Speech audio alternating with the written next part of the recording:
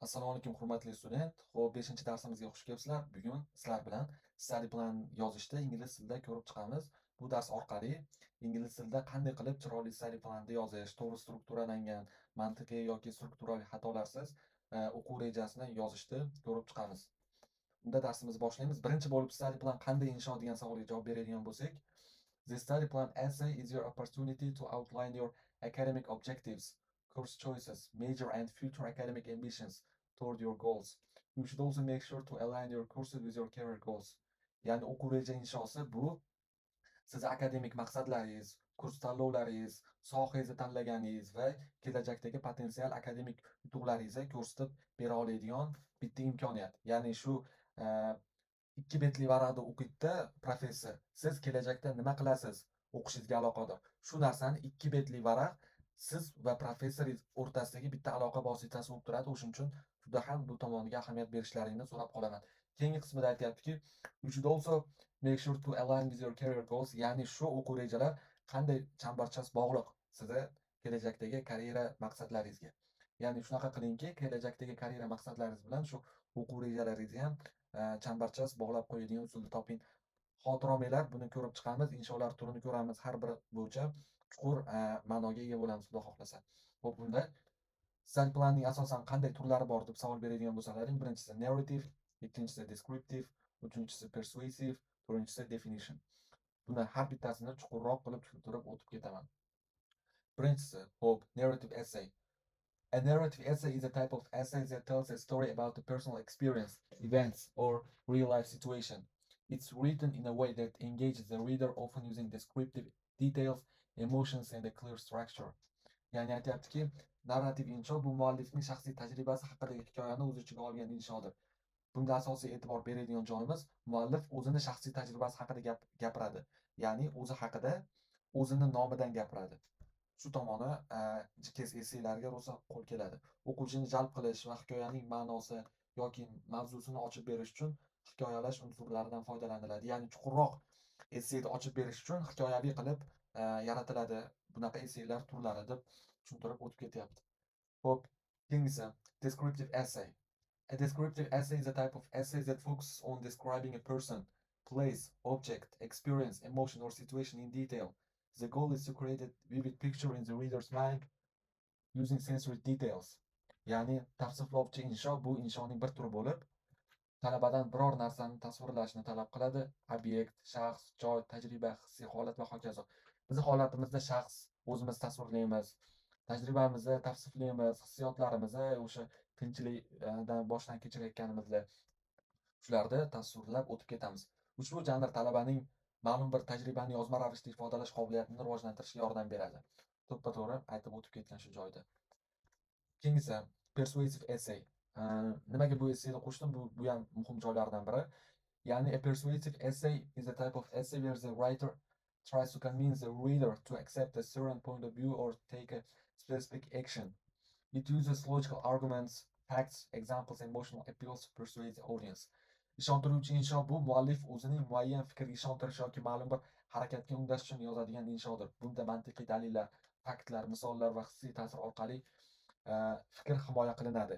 Bu chuqurroq tushuntirib o'tib ketgan, lekin men qisqa qilib tushuntirib o'tib ketadigan bo'lsam, misol uchun aytganimdek 2 varaq narsa, 2 varaq o'sha insho professorda akademik qobiliyatlaringiz bo'yicha ishonchliligingizni ishontirib bera olishi kerak. O'shuning uchun mana shu struktura ham muhim. Ya'ni qanaqadir ishontira oladigan argumentlardan qo'llab ketishingiz kerak. Bular nimalar? Example bo'lishi mumkin, argumentlar bo'lishi mumkin yoki faktlar bo'lishi mumkin o'zingiz haqingizda yoki bironta tajriba haqida. Shu narsalar professorda ishontira olish kerakki, siz Koreyaga kelib ham, JKS yutib ham shunaqa akademik natijalarga erisha olasiz. O'shuning uchun o'z nomi bilan persuasive essay studentni yoki professorni o'sha persuade qilish kerak student bo'yicha. Bu ham muhim tomoni hisoblanadi. Oxirgisi definition essay. A definition essay is a type of essay that explains the meaning of a term or concept in a detailed and comprehensive way. The goal is to go beyond the simple dictionary definition and explore the term's history, nuances, examples, and how it can be understood in different contexts. Ya'ni ta'riflovchi insho bu biror atamaning yoki tushunchaning ma'nosini chuqur va kengroq tarzda tushuntiruvchi inshodir. Maqsad oliy lug'at ta'rifdan tashqari atamaning tarixi, xususiyatlari, misollar va turli xil kontekstlarda qanday tushunish mumkinligini ochib berishdir. Ya'ni o'zingizni ta'riflab bera olishingiz kerak shu study plan orqali. Ya'ni maqsadlaringizni to'g'rirog'ini aytganda, o'zingiz xarakterlaringiz yoki qanaqadir qobiliyatlaringiz bor. Study planni ko'proq o'zingizni shu qobiliyatlaringiz orqali qanaqa o'qishga aloqador maqsadlarga yetisha olasiz, shuni ta'riflab berishingiz kerak va shu definition essay turi ham, ya'ni shu detailda ham biroz qo'shib ketsangiz, essayingiz ancha yaxshi bo'ladi. Kelinglar, ko'plab studentlar so'raydigan va qiynaladigan savolga javob berib o'tib ketaman. Qanday insho yozishim kerak degan savolga javob berishdan oldin studentlarni miyasida o'rnashib qolgan stereotiplarni bir ko'rib chiqamiz. Birinchisi, inshoyim qiziqarli bo'lishi kerak. Xo'p, ya'ni inshoyim qiziqarli bo'lishi kerak, inshoyim professorni qiziqtirishi kerak deydida, academic sense yo'qotib qo'yadi. Ya'ni qiziqarli qilib tashlashdi inshoni va aniq lo'nda bo'lmaganligi uchun professor ham ha bu studentni, kandidatni maqsadlari aniq emas, aniq yoritib berolmagan degan fikr paydo bo'lib qoladi.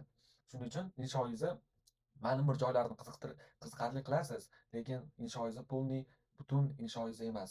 Keyingisi, o'zimni maqtab yozsammikin? Ya'ni o'zimni maqtab yozsam baribir ko'rmagan, bilmagan qabul qilib yuborsa kerak degan savollar bo'ladi yoki bo'lmasa shunaqa taxmin bilan yozishadi. Hech qachon bunaqa qilmang, chunki undan tashqari suhbat bo'ladi, universitet suhbat tashkillaydi. Agar inshoingizni o'zingizni maqtab yozib, og'iz ko'pirtirib, o'zingiz haqingizda, qobiliyatlaringiz haqingizda maqtab yozib tashlagan bo'lsangiz, ertaga suhbat bo'lganda hech qachon bu narsa professorlarni yoki suhbat olayotganlarni ko'zidan yengil o'tib ketmaydi. Hech qachon bu narsa bo'lmaydi. Bittada professorlar bilib olishadi, yo yozdirgan yoki o'zini maqtab yozgan. Bu unchalik darajada gapirolmayapti, bu unchalik darajada maqsadlarini yoritib bera olmayapti degan. O'shuning uchun o'zimni maqtab yozsammikin degan savolni ham yig'ishtirib turing. Keyingisi, birovga yozdirsam yaxshi bo'lsa kerak. Xuddi shu tepada aytganimdek, birov yoki maqtab yozsammikin. O'zingiz qobiliyatingizga yarasha, qobiliyatingiz keladigan joylargacha yozib, chekist mentorlarga tekshirtirib yokida bo'lsa o'shani ustida ishlavering, lekin hech qachon birovga yozdirmang. Birov sizni qanaqaligingizni bilmaydi. O'zingiz yozolmayotgan bo'lib turib, birovga qanday yozdirishingiz mumkin? Ya'ni o'zingiz yozolmayapsiz qanaqaligingizni, o'zingizni aniq maqsadlaringizni bilmayapsiz, lekin birov qanday o'sha sizni maqsadlaringizni bilib yozib berishi mumkin? Bilib yozib berdi ham deylik, lekin ertaga suhbat bo'lganda, universitet tomonidan suhbat tashkillashtirilganda baribir oshkor bo'ladi-ku bu narsa. O'shuning uchun birovga yozdirish ham yaxshi emas. O'zingiz qiynalib yozsangiz ham mentorlarga tekshirtiring va undan tashqari o'sha essay ustida ko'p vaqt qotirib ishlang. Keyingisi, o'zbeklar eng yengil taslim bo'lib qoladigan tomoni ChatGPT meni xaloskorim. Ya'ni o'sha ChatGPTga study plan yozib ber universitetga deydida, universitet ham 80 ta studentga yozib bergan misolini shunday qilib beradi. Ya'ni bu narsalar common deydimi ingliz tilida. ChatGPT bilgan bo'lsangiz common ideyalar beradi. Ya'ni siyqat chiqib ketgan klishe, odam eshitsa qulog'iga yoqadigan gaplar beradi yoki essaylar yozib beradi. Essayingiz qanaqa bo'lishi kerak? Essayingiz unikalniy bo'lishi kerak. Sizni boshqalardan ajralib turadigan tomonlaringizni ko'rsatib bera olishi kerak. Ya'ni 10 ta student o'qisinda 10 ta student essayini. Ha, bu mana shu ikkitasiniki menga yoqdi yoki mana shu ikkita student rostdan namunali essay yozibdi deb tanlab olsin professor, o'shanda yutasiz. ChatGPT bo'lsa idea generation uchun ham ishlatmaydi, ya'ni fikrlarni to'plab olish uchun. Bu nima degani? Boshni kulgili qilishim kerakmi, boshni qiziqarli qilishim kerakmi, nima qilishim kerak deb ChatGPTdan bunaqa ma'lumotlar so'ramanglar. ChatGPTdan qachon foydalandinglar? Shu so'zni ma'nosi to'g'rimi? Shu so'zni to'g'ri holatda ishlatdimmi deb so'rashlaring mumkin. Grammatik xatolarni tekshirdirish maqsadida, lekin idea generation sifatida hech qachon ishlatmanglar, chunki ChatGPT, ayniqsa shunaqa GPTlar, sun'iy intellekt vositalari klishe bo'lib ketgan, hammani qulog'iga yoqadigan gaplarni aytib beradi va inshoingizda unikalness yo'qolib boradi. Xo'p, keyingi slaydga o'taman. Study plan, mana ko'rib turibsizlar, mana shu study planda asosiy qismi hisoblanadi. Study plan 3 ga bo'lingan. Ko'rib turganlaringdek language study plan, goal of study va future plan after study. Birinchisi, tepadagi birinchi instructionsni o'qib beraman. Ya'ni aytayaptiki, please type in Korean or in English deyapti. Ingliz tilida yoki koreys tilida yozing deyapti. The essay must be single spaced within 3 pages. Ya'ni 3 ga bo'lingan, 3 ta betda bo'lishi kerak deyapti. With a font Times New Roman deyapti. Ya'ni shriftni ham to'g'irlab olasiz va fontini ham to'g'irlab olasiz 11 qilib. 11 bu shrifti, mana bu fonti Times New Roman degan. Endi birinchisini ko'radigan bo'lsak, Language study plan deyapti, ya'ni tilga oid study planlar. Study plans to improve Korean English language ability required for taking a degree course before and after you come to Korea. Men o'zbekchasini yozib qo'yganman. Koreys va ingliz tili qobiliyatlaringizni oshirish uchun Koreyaga kelishingizdan oldingi va keyingi rejalaringiz. Ya'ni baribir Koreyaga kelasiz, jikes yutib, koreys tili qobiliyatlaringizni oshirish uchun nimalar qilasiz? Koreys do'stlar orttirasizmi? Yoki koreys madaniyatiga aloqador kinolar ko'rasizmi? Yoki qanaqadir koreys madaniyatini targ'ib qiladigan programmalarga qatnashasizmi? Shular orqali nima qilish bo'lsa ham shular orqali men ingliz tili yoki o'z koreys tili qobiliyatimni oshirishim kerak, oshira olaman degan ma'noni shu joyga qo'shib ketishingiz kerak. Keyingisi goal of study, study plan, goal of study and detailed study plan. Asosiy qismi shu bo'ladi, ya'ni batafsil o'quv rejalaringiz shu qismiga yozilishi kerak. Ya'ni misol uchun bakalavrga o'tib kelyapsiz, tasavvur qiling, 4 yil davomida nima qilasiz? Misol uchun aytishingiz mumkin, 1-yil davomida boshlang'ich bilimlarni o'rganaman, 2-yil davomida professorlar bilan yaxshi aloqa qilaman-da, networkingni kuchaytiraman, 3-chi o'sha yilimda bironta korxonaga yoki bo'lsa firmaga internship programma olgani boraman, 4-yil ishga kirishga tayyorgarlik ko'raman. Ko'p studentlar yozadigan mana shu bitta plan o'zingizniki ham bo'lishi mumkin, unikalniy bo'lgani yaxshi. Aytganimdek, men bitta misol qilib keltirdim. Xuddi shunday siz ham o'sha chuqur har yili nima qilishingizni, batafsil bo'lgan o'quv rejalaringizni mana shu qismida to'liq yoritib keta olasiz degan umiddaman. Va oxirgisi future plan after study, future plan in Korea or another country after finishing GKS program. Ya'ni GKS grantini tugatganingizdan so'ng Koreyadagi yoki boshqa davlatdagi rejalaringiz. 4 yil o'qidingiz, magistrni misolini keltiraylik, endi magistrda 3 yil o'qidingiz. Undan keyin qaysi firmada ishlaysiz, O'zbekistonga qaytib ketasizmi, nima qilasiz? Ya'ni shu GKS orqali olgan bilimlaringiz qanaqa ta'sir ko'rsatadi kelajakdagi karyeringizga? O'shini chiroyli qilib mana shu qismida yoritib berishingiz kerak bo'ladi. Hozir sizlar bilan endi sample essay ko'ramiz. Unday bo'lsa, sample essayda tahlil qilishni boshlasak ham bo'ladi. Aytganimdek, birinchi bo'lib language study plan, ya'ni til kursidagi planlarni tahlil qilamiz. Unday bo'lsa boshladik. To fully immerse myself in my studies, I recognize the importance of improving my language skills in both Korean and English. Although I have studied Korean for several years, I need to refine my academic and professional language proficiency to engage effectively in coursework, research and diplomatic discussions. Ya'ni o'zimni o'qishlarimga butunlay e'tiborimni qaratishim uchun men ham ingliz tili va koreys tili qobiliyatlarimni rivojlantirish muhimligini tan olaman deb aytib ketyapti birinchi gapda. Although I have studied Korean for several years degani, men koreys tilini bir necha yil o'qigan bo'lishimga qaramasdan diplomatik muhokamalar, tadqiqotlar va kurs ishlarini professional tomonlama va akademik tomonlama olib borishim uchun men o'sha podkursda yaxshi o'qishim kerak deyapti. Ya'ni bu boshlanishda, ya'ni hook deymiz, yoki bo'lsa misol uchun intro desa ham bo'ladi. Introni yaxshi tomoni nima? Bir nechta planlarim bor, ulardan bittasini aytadigan bo'lsam yoki 5 ta planim bor yo 4 ta planim bor, ulardan bittasini aytadigan bo'lsam deb ketmayapti-da. Birinchisini dadil bilan aniq lo'nda succinct deydi ingliz tilida, shunaqa qilib tushuntirib o'tib ketyapti. Bu tomoni ham yaxshi. Keyingi gapi, I plan to enroll in advanced Korean language courses in my university to enhance my vocabulary and comprehension of political and diplomatic terminology deyapti. Aytyaptiki, men o'sha political, ya'ni siyosiy va diplomatik terminologiyalarni tushunishim uchun advanced darajada, ya'ni chuqurlashtirilgan koreys til kurslarini olishim kerak. Additionally, qo'shimcha ravishda I will participate in language exchange programs with native speakers, attend lectures and seminars conducted in Korean and regularly read Korean newspapers and academic journals and policy papers deyapti.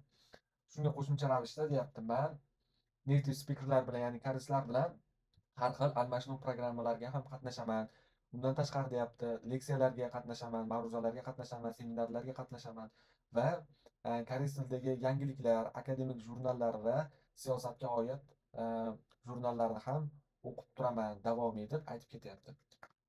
Engaging in extracurricular activities such as debate clubs and university organized diplomatic events will also help me develop public speaking skills in Korean deyapti. Ya'ni debate club, ya'ni muhokama klublari va universitet tomonidan tashkillanadigan diplomatik har xil seminar, o'sha tanlovlarga qatnashish meni koreys tilida public speaking skill degani omma oldida gapirish qobiliyatlarimni rivojlantiradi deyapti. Ya'ni shunga o'xshagan men debate klublarni ko'ryapmiz. shunga o'xshagan bir ikkita universitet tomonidan tashkillanadigan eventlar mani koreys tilida ommaviy gapirish qobiliyatlarimni rivojlantiradi deb aytib ketyapti. Ko'p diplomatik terminologiyalarni ishlatyapti. Manimcha xalqaro aloqalar shunga o'xshagan bo'lsa kerak sohasi. Similarly, shunga bir xil ravishda I plan to improve my English proficiency by taking academic writing courses, attending international conferences and collaborating with professors and students on research projects deyapti. Shu bilan bir xil ravishda marta aytib o'tib ketdi-yu, koreys tilida shunaqalar qilaman deyapti. Endi ingliz tilida shunga o'xshagan shu bilan bir xil ravishda akademik kurslarda va turli xil xalqaro konferensiyalar va tadqiqot loyihalarida studentlar va professorlar bilan loyihalar qilib, o'zimni ingliz tili salohiyatimni ham yaxshilash planlarim bor deb aytib ketyapti. Va oxirgi gapi, regular exposure to English language publications, global news sources and academic journals will further enhance my knowledge of international affairs and academic discourse deyapti. Aytib o'tib ketyaptiki, ingliz tilidagi maqolalar, xalqaro manbalar va akademik jurnallarga bo'lgan mani qiziqishim keyinchalik mani akademik kurslarimda va xalqaro aloqalarda bilimlarimni rivojlantirishimga yordamchi bo'ladi deyapti. Juda ham tartibli, juda ham yaxshi yozilgan. Ko'rib turishlaring mumkin, mana yerda boshida koreys tilini ko'rsatyapti, bag'da ingliz tilini ko'rsatyapti. Sizlar ham xuddi shunday qilishlaring mumkin. Qo'shimcha ravishda aytib ketaman. Misol uchun, padkurs baribir kelib turib til kursi o'qiysizlar. Til kursini 1 yil o'qisalaring 4 ta semestr bo'ladi. 4 ta semestr hamki qisqa semestrlar bo'ladi. 2,5 oydan. Birinchi semestrda man ushti qilaman, ikkinchi semestrda man ushti qilaman, uchinchi semestrda man ushti qilaman va final semestrda man ushti qilaman deb turib, shuni aytib ketishlaring mumkin. Hozirgi aytayotgan semestrim til kursidagi o'sha qisqa 2,5 oylik semestrlarni nazarda tutib aytib ketyapman. Bu umumiy qilib olib ketgan, misol uchun koreys tilida professorlar bilan gaplashaman, o'sha xalqaro aloqalardagi terminologiyalarni o'rganaman deb aytib ketyapti. Ingliz tilida ham shunga o'xshatib ketyapti. Lekin sizlar aytishlaring mumkin, qo'shimcha qilib ravishda o'sha birinchi semestrda birinchi bo'lib textbooklarni o'rganaman, ikkinchi semestrda tilda jicha bilib olganimdan keyin koreys do'stlar orttiraman, uchinchi semestrda xalqaro o'sha almashinuv loyihalarga qatnashib kelaman, o'sha kanikullarda turib, va oxirgi semestrda professorlar bilan gaplashaman, ya'ni o'sha sohangizga o'tasiz, sohangizga aloqador bo'lgan professorlar bilan uchrashtiradi universitet, o'shalar bilan gaplashib, networking quraman deb aytib ketishingiz mumkin. Juda ham yaxshi strukturada yozilgan study plan, ya'ni study plan bir qismi, ya'ni language study plan va shuni namunali essay sifatida ko'rsalaring bo'ladi. Keyin hozir sizlar bilan study planni batafsil yozilgan versiyasini ham ko'rib chiqamiz. Xo'p, kelinglar, detailed study plan, ya'ni batafsil study planni ko'rib chiqamiz.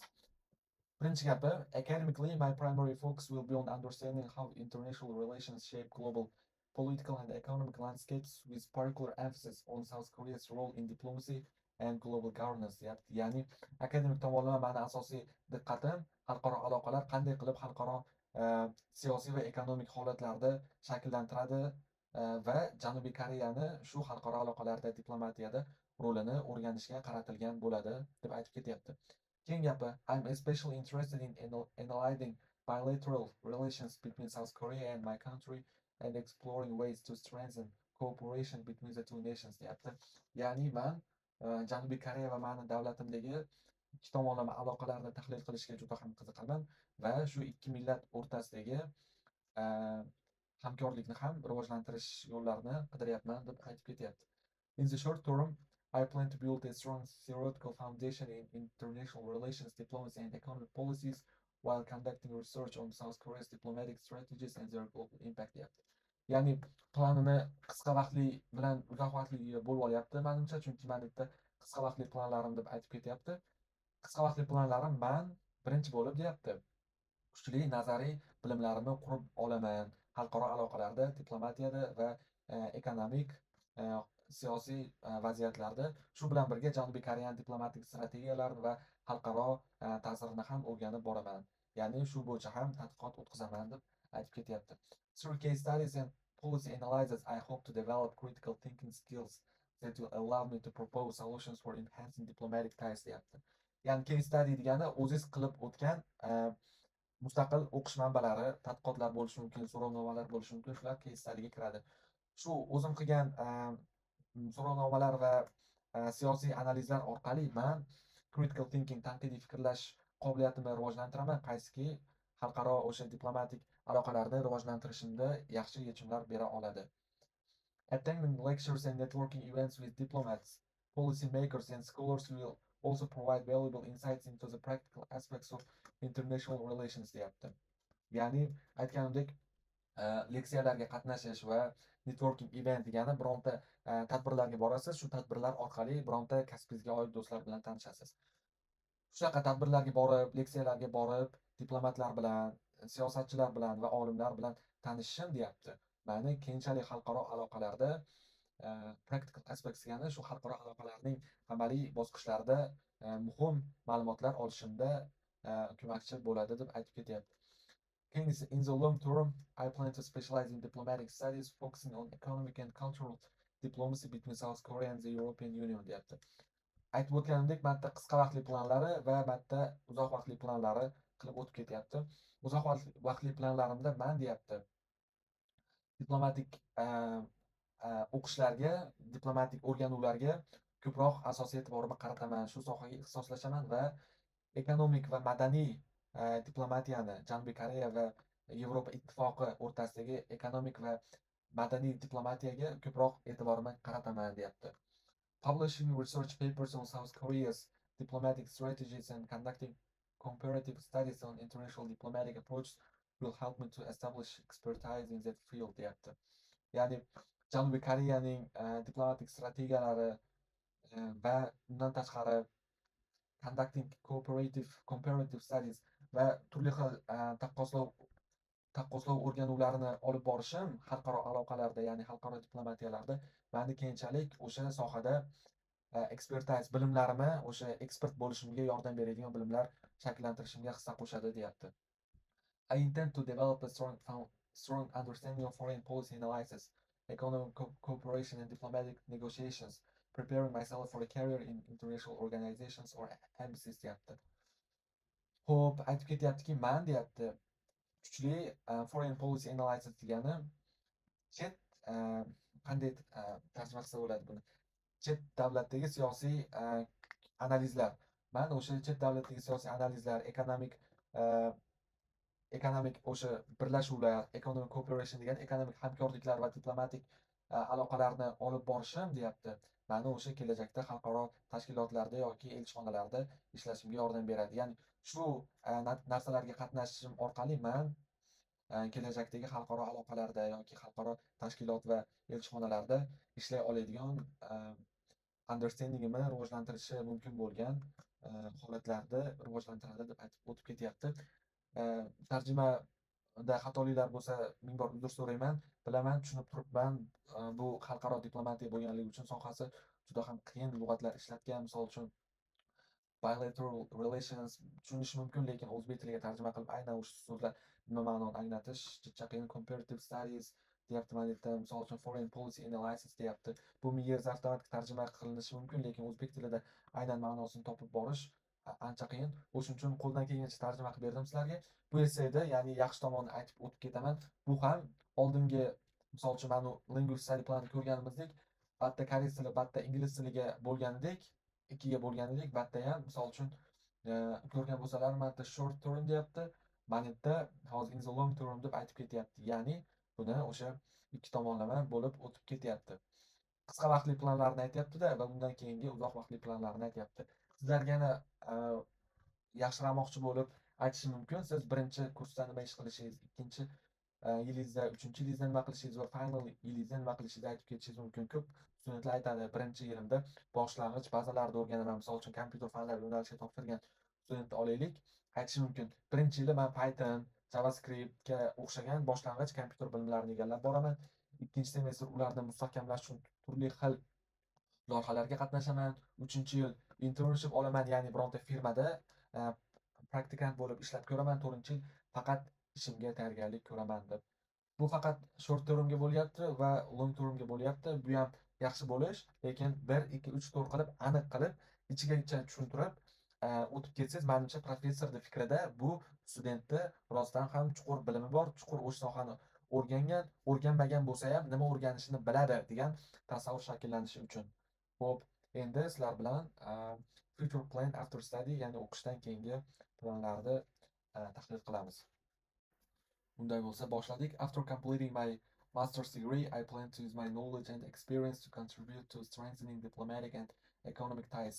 Ya'ni man magistratura darajamni tugatganimdan keyin, ya'ni GKS magistraturasini tugatganimdan keyin, man o'z o'rgangan bilimlarim va tajribalarimni diplomatik va ekonomik aloqalarni rivojlantirishga hissa qo'shish uchun ishlataman. In the short term, yana qisqa maqsadlarni aytib ketyapti o'qishdan keyingi. In the short term, I hope to secure an internship or employment in international organizations, embassies or governmental agencies that focus on diplomacy and international cooperation. Diplomatiya va xalqaro hamkorlikka asoslangan, shularga ixtisoslashtirilgan xalqaro aloqalar, elchixonalar yoki davlat tashkilotlarida ish topaman yoki bo'lsa bironta praktikant sifatida ishlashni umid qilyapman deb aytib ketyapti. Working with institutions such as the European Union and the South Korean embassy will allow me to apply my skills in a professional setting. Ya'ni Yevropa Ittifoqi va Janubiy Koreya elchixonasi bilan ishlash menga professional setting deyapti, rasmiy joyda o'zimni qobiliyatlarimni qo'llashimga yordam beradi. Ya'ni aytmoqchiki, shu 3 yil o'qigan qobiliyatlarimni, 3 yil o'rgangan bilimlarimni shunaqa rasmiy joyda qo'llash imkoniyatini beradi shu Yevropa Ittifoqi bilan Janubiy Koreya elchixonasi deyapti. Additionally, I aim to participate in diplomatic training programs or fellowships to further develop my expertise in global governance and international relations deyapti. Qo'shimcha ravishda man deyapti diplomatik mashg'ulotlarga qatnashib yoki bo'lsa sheriklik guruhlarga qatnashib o'zimni xalqaro global governance degani xalqaro boshqaruvda va xalqaro aloqalarda bilimlarimni keyinchalik rivojlantiraman degan umiddaman, shuni maqsad qilyapman deb aytib ketyapti. Looking ahead degani kelajakka qarab, ya'ni kelajakni ko'rib. My long-term goal is to pursue a doctoral degree specializing in diplomatic studies or international policy making deyapti. Ya'ni kelajakka qarasam deyapti, meni kelajakdagi o'sha uzoq vaqtli maqsadim deyapti, diplomatik o'rganuvlarga yoki xalqaro siyosatshunoslikka asoslangan sohada PhD ta'limini olish, ya'ni doktoranturani olish. This will allow me to deepen my research capabilities and contribute to the field of diplomacy through academic and policy oriented work deyapti. Ya'ni shu deyapti, meni akademik va siyosatga yo'g'rilgan deymizmi, akademik va siyosatga asoslangan ishlar orqali o'rgangan bilimlarimni o'sha diplomatiya sohasiga hissa qo'shish bilan chuqurlashtira olaman deyapti. I aspire to take on leadership roles in international diplomacy, working with embassies, governmental agencies or organizations such as the United Nations or the European Union deyapti. Man deyapti, Birlashgan Millatlar Tashkiloti yoki bo'lsa Yevropa Ittifoqi kabi tashkilotlarda, davlat agentliklarida va elchixonalarda ishlashim orqali deyapti, xalqaro diplomatiyada qanaqadir bo'lsa ham leadership ulushim bo'lishi deyapti. Ya'ni leadership rolim bo'lishi, boshqaruv rolim bo'lishini xohlayman deyapti. And take on leadership roles degani shu narsalarni o'z bo'ynimga olaman degan ma'noda ham ketadi. Furthermore, I hope to establish programs or initiatives that promote cultural and economic diplomacy between South Korea and my country, fostering mutual understanding and cooperation deyapti. Ya'ni man o'sha madaniy va ekonomik diplomatiyani targ'ib qiladigan turli xil programmalar va loyihalarga qatnashib deyapti, loyihalarga asos solib deyapti, Janubiy Koreya va o'zimni davlatimdagi ikki tomonlama hamkorlik va tushunishda promote qilaman deyapti, ya'ni shuni targ'ib qilaman deyapti. Ya'ni Janubiy Koreya va meni davlatimdagi, meni o'zim millatimdagi ikki tomonlama tushunish va hamkorlikni shu turli xil loyihalar va programmalar orqali targ'ib qilaman deb aytib o'tib ketyapti. By serving as an academic or policy advisor, I aim to contribute to global diplomatic research and policy making, ensuring that my work has a meaningful impact on international relations deyapti.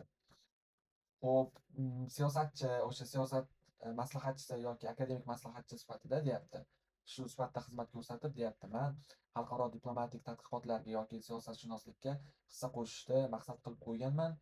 Men ishim xalqaro aloqalarda ma'noli meaningful impact degani endi katta ta'sir o'tkazishiga ishonchim komil deyapti. Through this study plan deyapti, ya'ni oxirida aytib o'tib ketyaptiki, shu study planim bilan I'm confident that my time in South Korea will be transformative, equipping with the skills and knowledge needed to build a successful career in international relations deyapti. Shu study plan orqali meni ishonchim komilki deyapti, xalqaro aloqalarda meni Koreyadagi o'sha o'tkazgan vaqtim juda ham foydali bo'ladi. Transformative degani o'zgartiradigan darajada foydali bo'ladi. Meni o'sha kelajakdagi xalqaro aloqalarda ishlatishi mumkin bo'lgan qobiliyatlarim va bilimlarim bilan ta'minlab qo'yadi deyapti. Keyingisi, more importantly, I hope to play a role in strengthening diplomatic ties and fostering deeper connections between South Korea and the global community deyapti. Undan ham muhimroq ravishda deyapti, man deyapti, diplomatik aloqalarni rivojlantirishda va chuqurroq Janubiy Koreya va global community degani Janubiy Koreya va xalqaro jamiyatda chuqurroq aloqalarni rivojlantirishda meni rolim muhim bo'ladi deb umid qilaman deb aytib o'tib ketyapti. Yaxshi yozilgan study plan, future plan qisqaroq qilib aytadigan bo'lsak, ya'ni short term ham bo'lyapti mana bu yerda va undan tashqari long term go'llarni ham qo'yib ketyapti. Ko'radigan bo'lsak, looking ahead bilan deyarli, misol uchun ko'rdik, deyarli grammatik xatolar yo'q. Faqatgina bir ikkita joyda qiyin lug'atlar ishlatilgan. Qiyin lug'atlar emas, endi sohasiga oid terminologiyalar ishlatilgan. Bu essayda qanaqadir qadrini tushirmaydi yoki minus sifatida ishlab qo'ymaydi. Yaxshi yozilgan essay. Bu essayda o'qib turib, misol uchun mana jami o'qidik, nimani bilishingiz mumkin? Student aytib ketyaptiki, shu GKS granti kelajakdagi o'zining kasbiga qanday ta'sir ko'rsatishini chiroyli qilib tushuntirib berib ketyapti. Ya'ni buni professor o'qiydida, shu bilimlarni egallab, kelajakda mana shunaqa ishlarda qila oladi deb aytib ketyapti va shuni professor miyasida gavdalantira oladi. Xo'p, keling, endi shu essaydan oladigan va o'rganadigan tomonlarimizni aytib o'tib ketsak, birinchi bo'lib, xo'p, mantiqiy va oson tushuniladigan tuzilma bo'lishi kerak. Ya'ni essayda ko'rdik, deyarli mantiqiy xatolar yo'q va qiyin strukturalar yo'q. Faqatgina o'sha o'zining sohasiga oid terminologiyalarda ishlatyapti, metodologiyalarda ishlatyapti, o'sha kasbida ishlatiladigan va mantiqiy va oson tushuniladigan tuzilma bo'ldi. Ya'ni bu degani birinchi gapi ikkinchi gapi bilan teskari chiqib qolmadi degani. Mantiqiy tuzilma degani shunaqa, ya'ni birinchi gapda alini gapiradi, ikkinchi gapda valini gapirib qo'yadi. Bundan qochinglar, hech qachon bunaqa qilmanglar. Anaqalaringda nima deydi, essaylaringda shaffoflik bo'lsin. Inshoiy grammatik xatolar va tushunarsiz qiyin iboralardan xolis bo'lishi kerak. To'ppa-to'g'ri, mana essay inshoiyda ayta olamiz. Grammatik xatolar deyarli yo'q. O'zi yaxshilab tekshirgan ekan, buni ustida ishlagan ekan va tushunarsiz gaplar ham yo'q. Misol uchun noqonuniy emas, no'rin ishlatilgan joylari yo'q va qiyin iboralar yo'q. Xo'p, ikkinchi oladigan darsimiz, sizning grant dasturidan olgan ta'limingiz kelajakdagi karyerangizga qanday ta'sir qilishini tushuntiring. Ya'ni aytib o'tdim-ku, shu essayda bitta yaxshi tomon deb aytib o'tib ketyapti-ku, mana shu o'rgangan ba'zi narsalari, ba'zi emas, ko'p narsalari, shu 3 yillik o'rgangan bilimlari shu kelajakdagi kelajakda kasbga qanday ta'sir o'tkazyapti. Shu orqali bilishimiz mumkin. I'm confident that will be transformative deyapti. O'ta katta o'zgarishlarga olib keladi deyapti. Va mana successful career, muvaffaqiyatli karyera qurishimga yordam beradi deyapti. Va o'zini aytib o'tib ketyapti. Men ham xuddi shu qismini yozib ketganman. Bu narsa key bo'lishi kerak sizlarda, ya'ni kalit joy bo'lishi kerak. Shu GKS grant dasturi meni kelajakdagi karyeramga juda katta ta'sir o'tkazadi va shu orqali mana shu kasblarni egallay olaman, mana shu skilllarni egallay olaman deb aytib ketsangiz ham yaxshi. Keyin men aytib o'tib ketganman, shu grant dasturini menga bersalaring shunaqa qilaman deb ham aytib ketganman va shunday grant dasturini menga ravo ko'rayotganlaring uchun ham rahmat deb qanaqadir rahmat graduation deydi-ku, xuddi o'shunga o'xshab o'zim xohlagandek o'sha tafakkur noma sifatida aytib o'tib ketganman o'sha oxirgi gaplarimda. Siz ham aytib o'tib ketishingiz mumkin. Bu naborotga minus tomonga ishlamaydi, foyda tomonga ishlaydi. Xo'p, inshaalloh o'rganadigan tomonlarimizni tahlil qildik. Darslarni ko'rib ketavermasdan analizlarni ham qilinglar, 2-3 marta ko'ringlar va undan tashqari o'zingizni essayingiz bilan solishtiring va baribir shu darsimiz study plan ingliz tilida yozish bo'yicha bo'ldi. Ingliz tilida yozgan bo'lsangiz ikki tomonlama solishtiring, qaysi joylarda xato bor, qaysi joylarda kamchilik bor va undan tashqari yana qilishingiz mumkin bo'lgan narsa ichidagi, misol uchun mana kontentlarga ham yaxshilab e'tibor bering. Misol uchun men aytayotgan narsalar mana tushuntirib ketdim orqada, misol uchun persuasive essaylar nima, definition essaylar nima, O'shalarni ham bir qaytarib chiqing, hammaga manfaatli bo'ladi degan umiddaman. Ya'ni darsni ko'rib ketavermasdan ham amaliy, ham nazariy bilimlarni ham bo'lishib keting o'zingiz bilan. Xo'p, darsimiz tamom. Shu bilan sizlar bilan ingliz tili, keyingi darsimiz koreys tili bo'yicha gaplashamiz. Xuddi shunga o'xshab essaylarni tahlil qilamiz. Savollar bo'lsa, GKS Academy adminiga murojaat qilishingiz mumkin. Bemalol javob beramiz. Sog' bo'linglar, salomat bo'linglar.